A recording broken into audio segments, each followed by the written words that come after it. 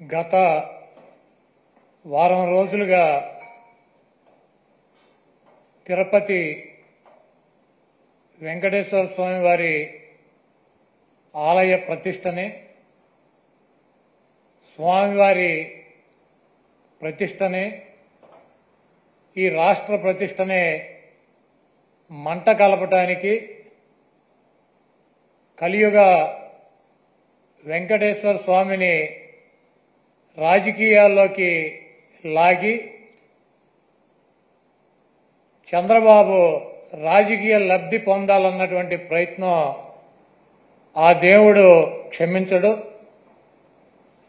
గతంలో చంద్రబాబు నాయుడు ప్రభుత్వం 5 సార్లు ఉండగా సేమ్ మేమైతే ఎలా అయితే టెండర్లు పిలిచామో అదే రకంగా చంద్రబాబు నాయుడు కూడా టెండర్లు పిలిచి ఆ 5 సంవత్సరాల్లో 4 బిడ్డలుంటే 4 కంపెనీలకు 4 సార్లు ఇచ్చాడు.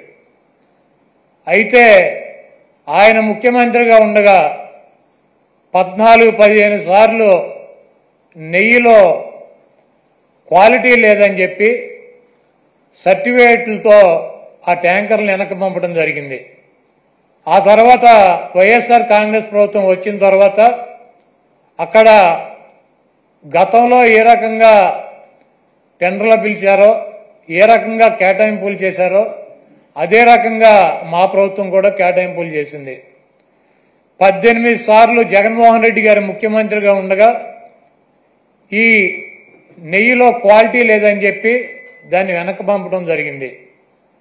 ప్రతి వెహికల్ని తిరుమల తిరుపతి దేవస్థానానికి వచ్చేటువంటి ప్రతి దాన్ని కూడా ఇన్స్పెక్షన్ చేసి దాంట్లో లోపాలు ఉంటే దాన్ని వెనక్కి పంపించి అది వాళ్ళకి కావలసినట్టు ఉంటేనే అక్కడ దించుకునేటువంటి పరిస్థితి ఉంటుంది. ఇది గత ప్రభుత్వాలు గత 100 సంవత్సరాల నుంచి వచ్చేటువంటి ఆనవాయితీ.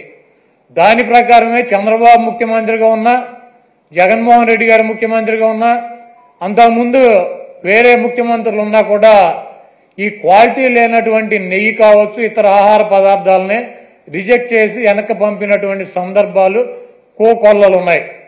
అదే విధానంగా చంద్రబాబు నాయుడు ముఖ్యమంత్రి అయిన తర్వాత 4వ తారీఖు జగన్మోహన్ రెడ్డి గారు జూన్ 4న ఆయన రాజీనామా చేశాడు ఈ రాష్ట్రానికి ముఖ్యమంత్రిగా.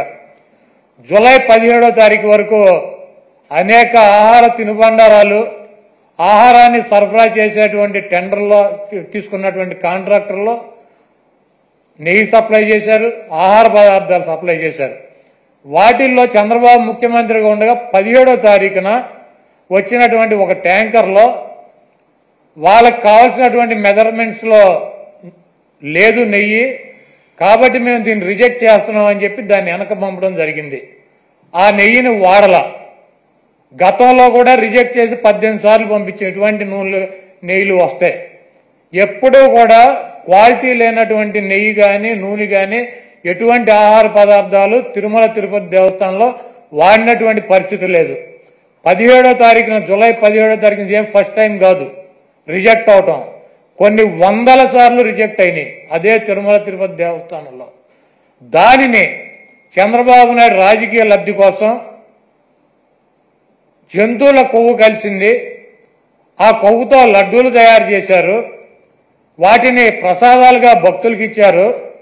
ఈ దేశంలో ఉన్నటువంటి వెంకటేశ్వర స్వామి భక్తులు తిరుపతి వెళ్ళినాళ్ళు లేకపోతే ఎవరైనా నాబోటాళ్ళు వెళ్ళి లడ్డు తీసుకొచ్చి 10 మందికి పంచి పెడతారు.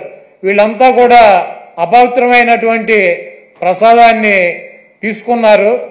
కాబట్టి జగన్మోహన్ రెడ్డిని శిక్షించాలి అని చెప్పి చంద్రబాబు నాయుడు రాజకీయ ప్రయోజనాలు ఆశించి సొంత మామనే రాజకీయాల కోసం, పదవి కోసం, పార్టీ కోసం దిగజార్చి ఆయన మీద ఏ రకమైతే నిందలేసి ఆ పార్టీని తీసుకున్నాడో రాజకీయ లబ్ధి కోసం, అదేవిధంగా జగన్మోహన్ రెడ్డి గారు ఇబ్బంది పెట్టాలి రాజకీయంగా అని చెప్పి ప్రత్యక్షంగా కలియుగ దైవమైనటువంటి వెంకటేశ్వర స్వామినే ఆయన ప్రసాదాన్నే రాజకీయాల్లోకి లాక్కొచ్చేసినటువంటి దుర్మార్గమైనటువంటి వ్యక్తి చంద్రబాబు నాయుడు.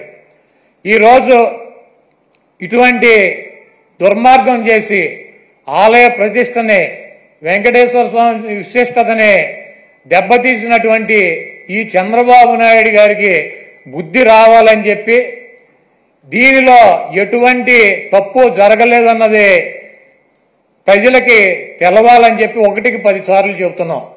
ఎందుకంటే ఆ ప్రసాదం సేవించినటువంటి ఏ భక్తుడు కూడా కల్తీ ప్రసాదాన్ని తీసుకోవాలా, అక్కడ రిజెక్ట్ అవుతుంది. మొన్న వచ్చినటువంటి వెహికల్ కూడా ఆయన ముఖ్యమంత్రిగా ఉండగా వచ్చినటువంటి వెహికల్ కూడా రిజెక్ట్ అయ్యి వెనక్కి వెళ్ళింది, అది వాడల. అటువంటి పొరపాటు తిరుమల తిరుపతి దేవస్థానంలో జరగడానికి అవకాశం ఉండదు. అక్కడ ఉన్నటువంటి బోర్డు కానీ, అక్కడ ఉన్నటువంటి ల్యాబులు కానీ, అక్కడ ఉన్నటువంటి ఉద్యోగులు కానీ ప్రతి వస్తువుని టెస్ట్ చేసే లోపలికి అనుమతి ఇచ్చేటువంటి పరిస్థితి ఉంటుంది.